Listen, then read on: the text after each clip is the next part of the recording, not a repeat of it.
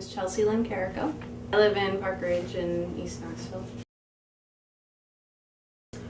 I do not. Okay. I help a couple gardens. I have helped a couple friends just on a once or twice a season basis as it came up. But I do not grow anything that is mine that I put in the ground.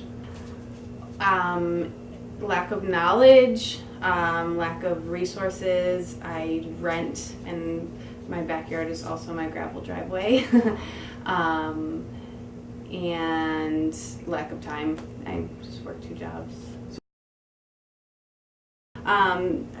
When I became aware that the community garden space had existed, it had been set up 4 or 5 years ago. I thought it was a great idea. I wanted to help with it. There wasn't really anyone facilitating access to the space, so I took the initiative to try to facilitate access to those plots. And what happened was there was a ton of community interest, but it wasn't interest from people who do not have access to gardens. It was neighbors that garden personally and said, this is a great idea, I'd love to help, I'd love to attend a workshop here. They were interested in growing the whole space communally,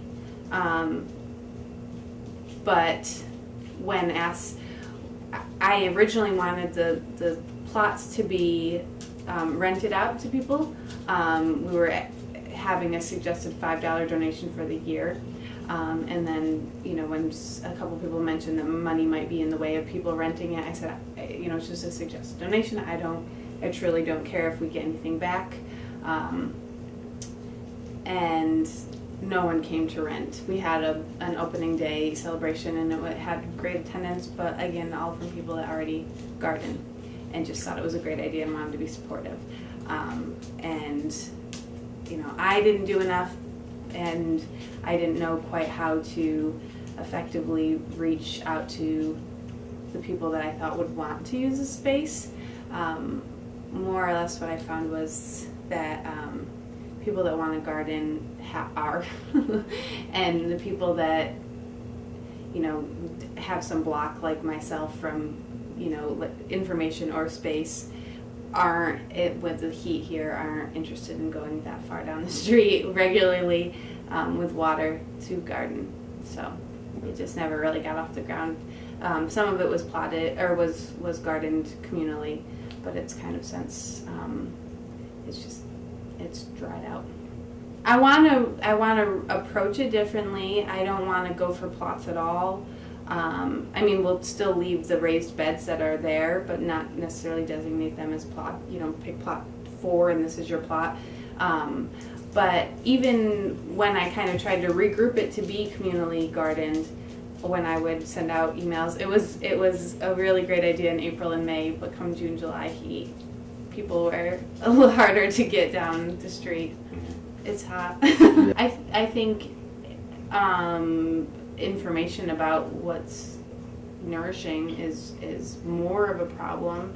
I don't know if it's choices or lack of information, but yeah, I think I definitely know some kids that should be eating better than they do for one reason or another.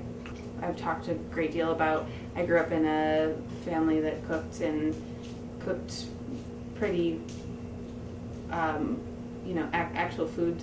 It was scratch made most of the time, and talking to people about my standards for what I eat and them being so different with a lot of people, and sometimes I think it really boils down to, I watched my mom prepare foods from flour and vegetables and actual products that are